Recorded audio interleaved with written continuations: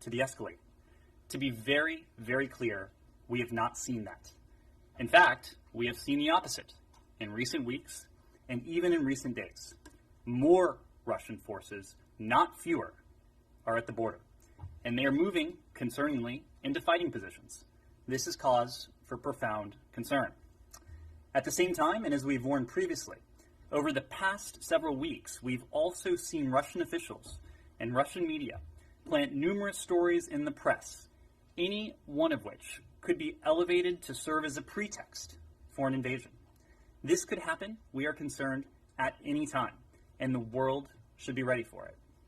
It could involve claims about Ukrainian military activity in the Donbass, false claims of U.S. or NATO activities on land, at sea, or air, even claims of Ukrainian or NATO incursions into Russian territory. We are particularly concerned about President Putin and other Russian officials, their ongoing mentions of quote-unquote genocide in the Donbass. There is no basis of truth to any of these allegations. This, however, has not stopped the Russians from advancing these false claims to include reports of unmarked mass graves of civilians allegedly killed by Ukrainian armed forces, and statements that the United States or Ukraine are developing biological or chemical weapons, the latter for use in the Russian-controlled territories, or that the West is funneling so-called guerrillas and terrorists in to kill locals. These allegations, again, are entirely, completely false. They are entirely untrue. These are false narratives that Russia is developing for use as a pretext for military action against Ukraine. In December, Russian Defense Minister Sergei Shoigu accused NATO and the United States of planning to, quote-unquote, commit provocations by delivering tanks of, quote, unidentified chemical components to the Donbass region for Ukraine's use. These are straight out of Russia's well-documented playbook, including from its previous military incursions into Ukraine and Georgia, and from disinformation operations in other parts of the world, including in Syria, where Russia continues to conduct a disinformation campaign to defend Syria's use of chemical weapons.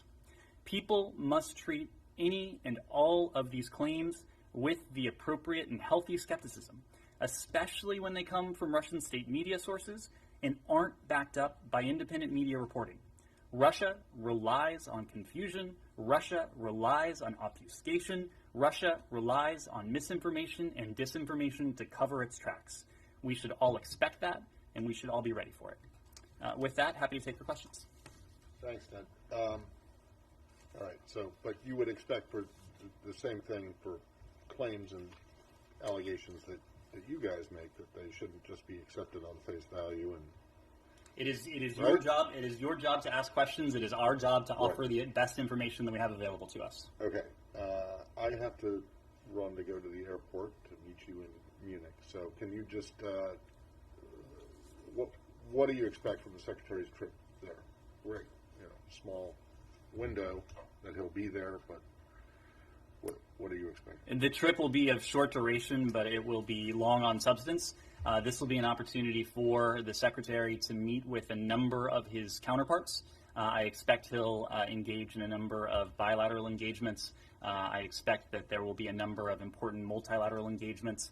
Of course, the crisis that Russia has needlessly precipitated will be top of mind, and I would assume top of discussion in many of these engagements, but it will also be an opportunity for the Secretary to see his counterparts from Europe and other parts of the world. And as we know, there are any number of other issues, including Vienna, including what's going on in Vienna, including COVID, including broader global challenges that I imagine will be discussed there. And the last thing is that you still have not gotten any indication of when, or you still have not gotten the Russian response to your response? It has been more than 2 weeks since we delivered what we call our non-paper, essentially our response to the Russians that outlined a number of areas that we think are ripe for dialogue and discussion, where together, if Moscow were to engage in good faith diplomacy, we think we could make reciprocal progress on areas that matter to both of us: the placement of offensive missiles in Europe,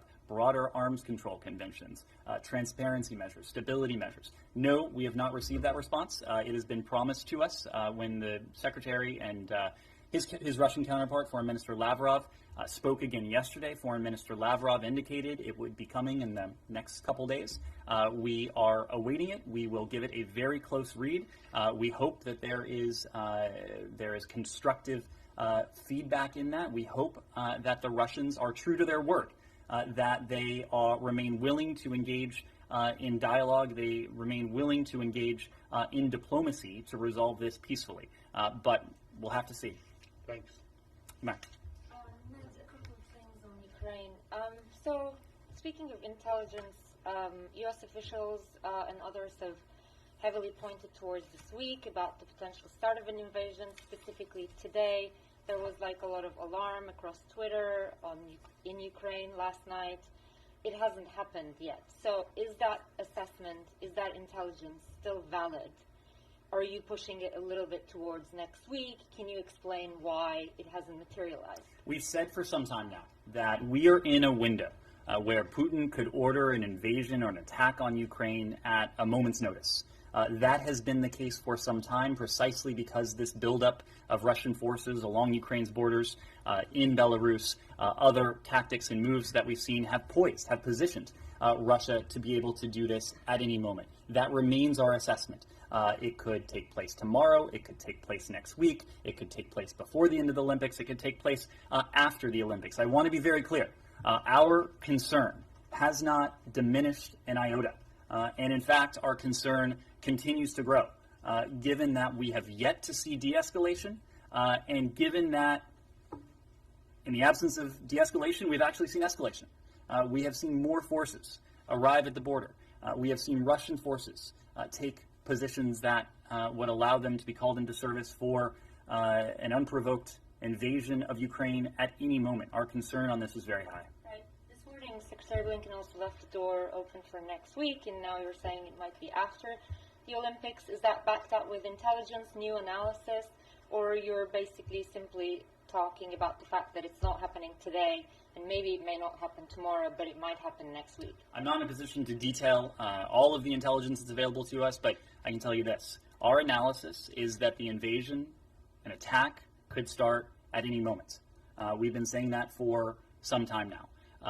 We're not going to get into precise timeframes, but the fact remains, and we've communicated this very clearly to our partners, to our allies across Europe and beyond, that the Russian Federation has in place now what it would need to undertake an attack against Ukraine. And since this is so likely from your point of view, it's not hypothetical to ask this. If and when Russia invades, if they do, what will the U.S. engagement with Moscow look like? Is diplomacy going to be dead, or will Secretary Blinken will still be willing to come to the table and speak to his counterpart? Well, I'm not going to get into a hypothetical, but I will say broadly that it would look and sound very differently. Right now, we still believe, despite everything that we're seeing, despite everything that all of you can see with your own eyes, that there remains a window, if the Russians are serious about their commitment to engage in dialogue and diplomacy, for this to be resolved peacefully. That window has not closed. That window will not close until and unless Putin makes the decision to go in. Of course, we think that window still exists. The Secretary indicated to Foreign Minister Lavrov that we look forward to receiving the Russian response to our non-paper, and it is our hope that it forms the basis for continued dialogue and discussion. And we are certainly prepared to continue to engage in that dialogue and discussion.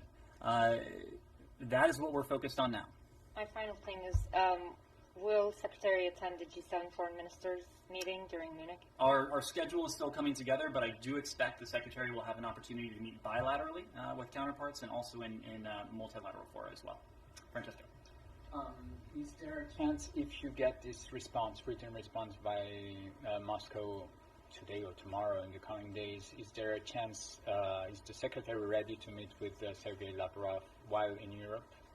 The Secretary is ready to meet with Foreign Minister Lavrov at the appropriate time. The Secretary communicated that very clearly to the foreign minister. Look, the Russians have had our non-paper, have had our response for several weeks now. The Russians have been telling us their response is forthcoming for a couple weeks now. So we look forward to receiving it. We will review it just as quickly as we can, so that if, again, the Russians are serious about what they say when it comes to dialogue and diplomacy, there can be a further engagement, whether that is in the first instance over the phone, whether it is somewhere back in Europe. All of that will be worked out, but we are certainly willing and ready to have those discussions with the Russian Federation and to continue down the path of diplomacy. But diplomacy takes two, and in fact, in this case, it takes far more than two, because even if the next meeting is in a bilateral forum, we will coordinate closely with our allies, with our partners, to make sure that they have full visibility into what we are doing, that we, in turn, have full visibility into what they're doing, and all of our diplomatic efforts are mutually reinforcing. When you say that you don't see any sign, any withdrawal from the border, is it that you don't see it, or is it that you think it's not happening at all? We have no reason to believe it's happening, and in fact, we have reason to believe that forces have been added to the border. And can you elaborate a little bit when you say that these forces are going into a combat position? What does that mean, and what does that mean that they're ready to attack anytime? What kind of forces? Can you elaborate? So I can't get into an order of battle, nor would it be appropriate for me to do so from here, but what gives us great concern is a couple things. One, these claims that we're hearing of withdrawals, we certainly have not been able to verify them, and in fact, we have seen the opposite taking place. We are similarly concerned by the fact that the Russians, in the midst of all this is over the course of weeks and even recent days, have put additional forces on the border.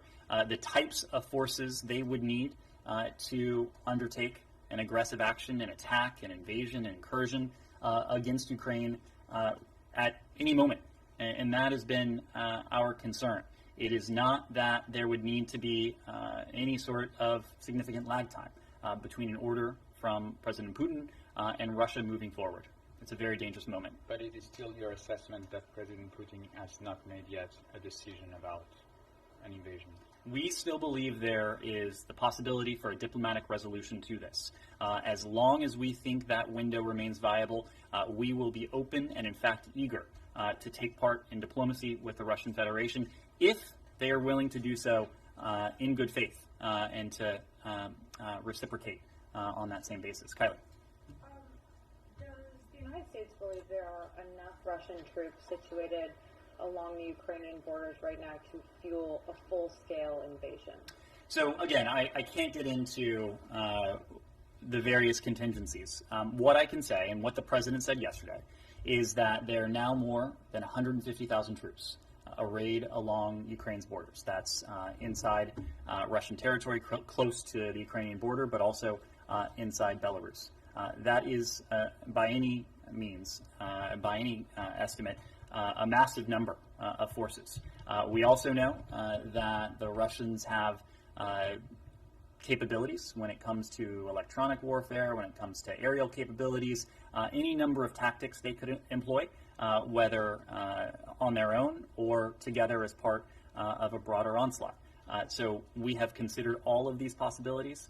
What we know is that this could take place now at any moment, given what we have seen amass along Ukraine's borders in recent days and recent weeks. So do you have an assessment of the number of troops that would be needed for a full-scale invasion? You just don't want to publicly share that? Or where?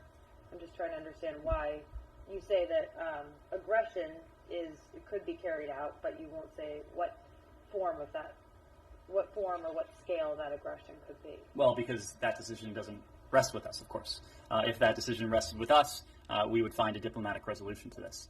We would find a way not only to de-escalate the current crisis that Moscow has precipitated, but also to make progress on the proposals we have put forward, at least the areas of discussion that we have put forward that we believe are ripe for dialogue and diplomacy that would redound to our benefit, to address the security concerns of the transatlantic community and also the stated security concerns of the Russian Federation. When it comes to how the Russians would use the forces along the border that they claim are there for innocuous exercises, you'd have to ask them. Okay, and then just on resistance, if there is an aggression, an invasion into Ukraine, does the State Department have a widespread plan in place for how you would support a Ukrainian resistance, even if that resistance isn't led by a centralized Ukrainian government, because obviously they may be toppled? So let me make one broad point, and that is that, again, we are doing everything we can to forestall that possibility, to deter, to prevent Russian aggression. It is not our desire, certainly not our desire, to see that instated. It is our desire to see this resolved peacefully and optimally in a way where we can actually make progress on issues that have mattered to us long before the buildup, issues that have mattered to Europe, long before the buildup, and presumably issues that matter to Russia and have mattered to Russia for some time now. Without taking this hypothetical too far, what I can say is that in the event of a Russian incursion, our defensive security assistance to Ukraine will continue and it will be accelerated. As you know, we have delivered hundreds of millions of dollars, $650 million worth of defensive security assistance last year. The drawdown that the president authorized in December of some $200 million.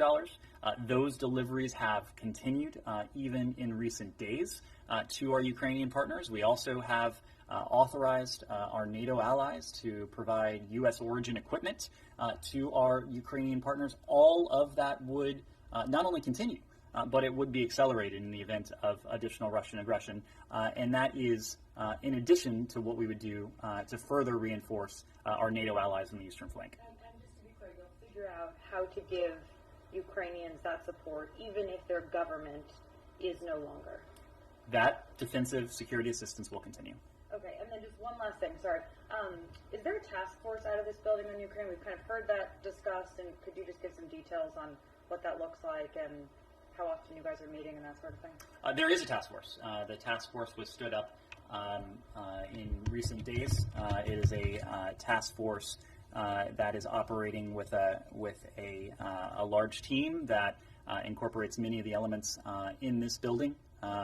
It is, as you know, planning for a task force like this has been in the works for weeks now. We were able to stand it up on short notice, given the planning that had taken place. Yes, Lord. When Secretary Blinken met India's External Affairs Minister S. Jaishankar in Melbourne a few days ago, did he come out with the impression that India is fully supporting United States on the issue of Russia?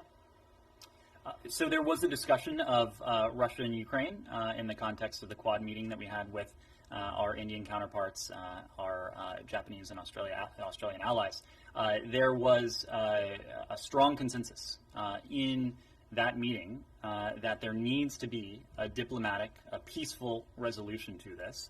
One of the core tenets of the Quad is to reinforce the rules-based international order. And that is a rules-based order that applies equally in the Indo-Pacific as it does in Europe, as it does anywhere else. We know that our Indian partners are committed to that rules-based international order. There are any number of tenets to that order. One of them is that borders cannot be redrawn by force, that large countries cannot bully small countries, that only the people of a particular country can be in a position to choose their foreign policy, their partnerships, their alliances, their associations. Those are principles that apply equally in the Indo-Pacific as they do in Europe. And during the bilateral meeting, did Secretary Blinken raise the issue of CAATSA sanctions or India buying S-400 from Russia?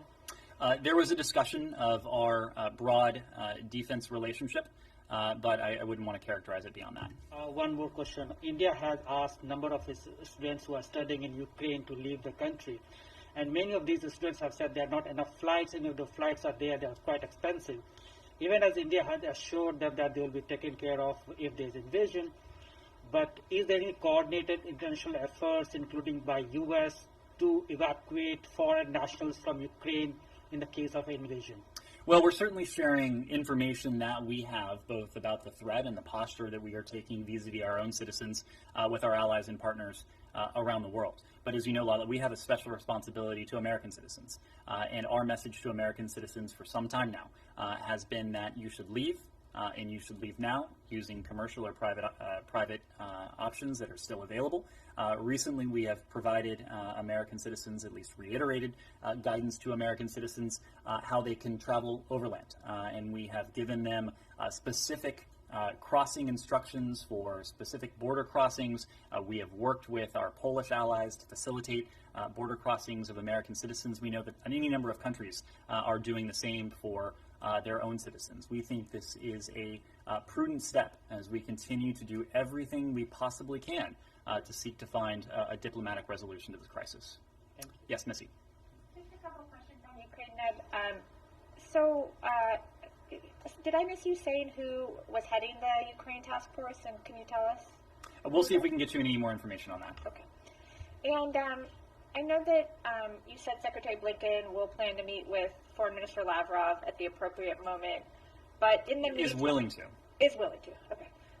In the meantime, since you guys are now tracking moment by moment what they are or not doing around Ukraine, is the State Department communicating this skepticism about what is not occurring to the Russian government in any private way other than through, what you're saying up here at the podium?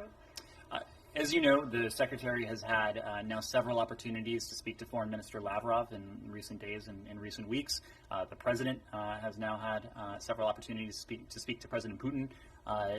Our embassy in Moscow is in touch with their counterparts on the ground. We have relayed in no uncertain terms that what we need to see in order for this diplomacy to be effective is de-escalation. The Russians have heard that from the very start of this process. And if I recall, even at the outset of the first meeting of the Strategic Stability Dialogue, the dialogue that Deputy Secretary Sherman attended with Foreign Minister Ryabkov in Geneva in January, that was a key message that we imparted publicly, but also privately, that in order for this process to work, we need to see de-escalation. Until now, that is a message that the Russians have not heeded. Okay, just two more questions. And, they're saying we're moving back forces. You're saying, they're not moving any meaningful amount of forces, and in fact, they're doing the opposite. Why do you think they are making these claims when not only is there, what the intelligence that you guys are observing and then talking about publicly, but there's commercial satellite imagery, there's people who are posting stuff on TikTok. Why? I'm just curious about what you think their thinking is there, given the fact that it's something that, in this day and age with the access to imagery out there in the public, that they think that they could sort of get away with, if that's what you guys are saying. Well, you're right that there are Russian words and then there are Russian actions. And it should be clear to everyone, it is clear to everyone who takes the time to investigate, that their words do not match their actions, and in fact, their words stand in stark contrast to their actions. And you can see that on social media, you can see that on publicly available satellite imagery, you can see that through any number of means. That's a question for the Russian Federation. What I will say, and this is as much from an historical perspective as it is from what we're seeing now, this is the Russian playbook. This is the playbook the Russians have used in the past, including in 2014, to paint a picture, or at least to attempt to paint a picture publicly, while they do the opposite in a way that they seek to obfuscate, in a way that they seek to obscure and to hide. This is not 2014 in the sense that social media is different. There are resources available to the public that were not available back then, but it's also not 2014 in the sense that we are standing up here almost every day and offering the context of what we know in an effort to be as transparent as we can with the American people and the international public to do two things. In the first instance, and in a best case scenario, to attempt to prevent, to deter the Russians from moving forward with what they are planning, what they have planned, or what they had planned all along. If we're not able to do that, and ultimately Putin will make the decision that Putin will make based on his own calculus, if we're not able to do that, what we will have done is to have put a spotlight on the fact that this was all a charade, this was all a show, and that while the Russians were claiming de-escalation, while the Russians were claiming a commitment to dialogue, that the opposite was taking place. And so that's why we've tried to be very clear about the disinformation, about the pretexts, the fact that the Russians did this precisely in 2014, and our growing alarm that the Russians may be planning a similar pretextual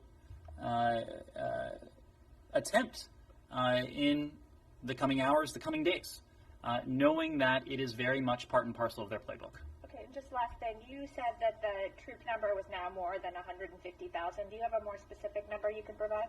I'm not able to provide a more specific number, but that number has grown in recent weeks and in recent days. And as you heard the president say yesterday, it currently stands at around 150,000. Yes? I know you say that Putin could obviously order an attack at any moment, but I just wonder, vis-a-vis the specific date that was put out for today and an attack didn't materialize, does that mean that that specific piece of intelligence was wrong? No, it doesn't. First of all, I don't think you've heard us from any podium point to a specific day of an invasion. I think what you've heard from us from some time now is to make the point that what the Russian Federation has put in place are the capabilities it would need to order an attack at any time. But this goes back to what I was saying before, into a discussion that perhaps we had quite memorably here the other week, that if something doesn't come to pass, it doesn't necessarily mean that what we've been warning of is wrong. In the best case scenario, the Russians will have changed their calculus.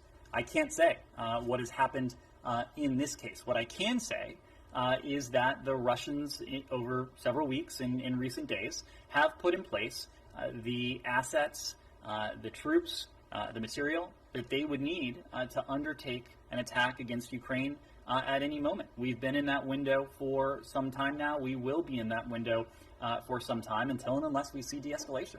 Secondly, quickly, I noticed that the Russian Defense Ministry has issued video showing trainloads of armoured vehicles heading, at least purporting to be heading across a bridge away from Crimea.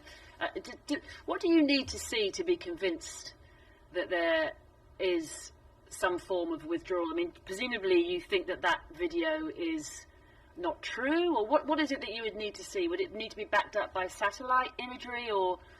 It would need to be verified. And in what sense, though, I guess? There are any number of ways that we have to verify them, and I'm not able to speak to all of them from the podium. But look, this is not an assessment that is hours and hours alone. You heard from the NATO Secretary General this morning, Jens Stoltenberg, that we have not seen de-escalation, and in fact, we've seen more troops head to the border. So it's difficult for us to speak with specificity when it comes to the sources and methods that we would use to verify such a claim, but I can tell you that we are pulling every lever at our disposal in an effort to make sure that we have as much visibility as we can. But that sort of video is propaganda, do you think? The Russians have engaged in a great deal of propaganda and disinformation on this very question. And just lastly, are you concerned or convinced, by the sounds of it, that Moscow is pushing this genocide line to justify invasion? And just why are we seeing that now?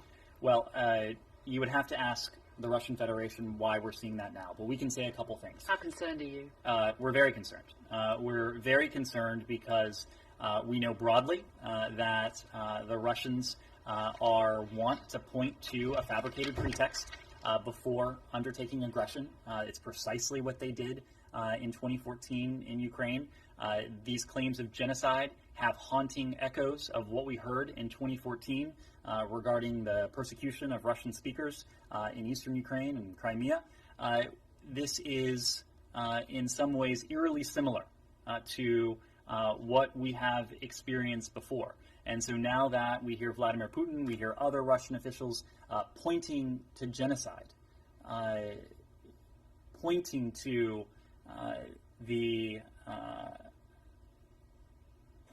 what we have heard in the past. It gives us great concern that this could be part of the same playbook that they are reprising in the context of 2022. Yes. The Brazilian President Jair Bolsonaro met Vladimir Putin in Moscow. Bolsonaro did not mention the Ukrainian crisis, but he said that he has solidarity with Russia. How do you see his declarations, his trip, and the approximation between Brazil and Russia at this moment? And if this could affect the relations between Brazil and the United States in the future? Well, we know that any number of countries, and in fact the international community, is broadly and deeply concerned about what we are all seeing taking place with Russia and Ukraine at this very moment. As democratic countries, as democratic leaders in our hemisphere, we in Brazil, we feel that we have a responsibility to stand up for the values that we share. And at the heart of those values are the principles of the rules-based international order. This is the order that has, over the course of more than 7 decades now, has fueled unprecedented levels of prosperity, security, and stability in Europe, in the Indo-Pacific, but also in our own hemisphere. And so that's why it is our hope that President Bolsonaro will have taken advantage of this opportunity, this meeting with President Putin, to reinforce the very messages that are enshrined in the values we share, and that are part and parcel of the rules-based international order. Again, that applies to the Western Hemisphere as it does to the Indo-Pacific and Europe. Yes. And if he did not stand for this value, it can have some consequence for the relations between the U.S. and Brazil in the future. I would leave it to our Brazilian counterparts to share the content and context of that discussion. Yes. Can I switch subjects? Sure. Anything else on Russia-Ukraine? Go ahead. Yeah, on Honduras, yesterday former President Juan Orlando Hernández was arrested following a request by the U.S. How are you confident, or how confident are you on his extradition moving forward? And why did the State Department not disclose that he was in its list of corrupt officials in Central America until he was out of office? I'll correct one element of that. We did disclose the corrupt officials list, but let me get to that. As a long-standing matter of State Department policy, as you know, we don't comment on matters of extradition. Those are within the purview of the Department of Justice, and I need to refer you to the Department of Justice to speak to the process behind any particular extradition. But Secretary Blinken did state last week, when we publicized the fact that former President Hernandez was included in the corrupt and undemocratic actors list, that no one is above the law. That includes heads of state, former heads of state. And we take all allegations of criminal wrongdoing extraordinarily seriously, whether it's in Honduras, whether it's in anywhere else in this hemisphere or around the world. Our priority remains seeing the rule of law respected, implemented, strengthened, and supported by our partners as they work to ensure judicial and security sectors protect all of their citizens. These are discussions that we're having with our Honduran partners, but also partners throughout the region. Are you satisfied with his arrest? Again, as a matter of when it comes to the extradition, I need to refer you to the Department of Justice. Yes, Tracy. To follow on my colleague here, actually, Juan Orlando Hernandez was not included initially when the list was released last year and only recently put on the list, I think, last month. But his question, are you confident that Hernandez will be extradited? You know, as you know, as happens in many countries, he managed to stack the Supreme Court with his allies, and that is who, the Honduran Supreme Court, obviously, and that is who will have to rule whether they will allow the extradition or not. So I'm wondering how confident you are that that extradition will take place. Again, as a matter of longstanding policy, we don't speak to the process of any particular extradition. So I'd have to refer you to the Department of Justice. But what I will say is that the rule of law, following the rule of law, strengthening the rule of law, implementing the rule of law is a key priority of ours, including in Central America. We know that it is a priority of the new administration there, and I think I would have to leave it at that. The Iranian foreign minister is expected to be in Munich at the security conference. Is the secretary ready, willing to meet with him directly in person if that helps having a breakthrough in Vienna? I wouldn't expect, at least in Munich, a meeting between the secretary and the foreign minister. But what I will say, and what we have long said, is that we believe that direct talks between the United States and Tehran and Iran would be in our interest in the context of Vienna.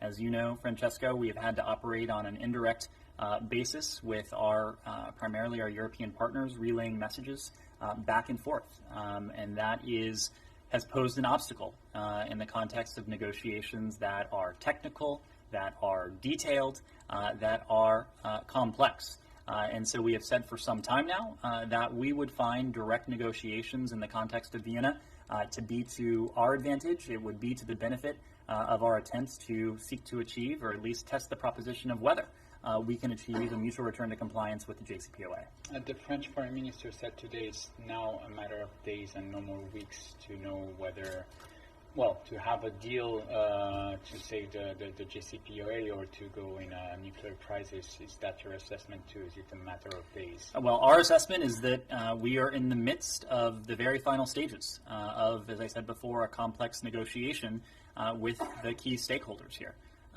This is really the decisive period during which we'll be able to determine whether a mutual return to compliance with the JCPOA is in the offing or if it's not.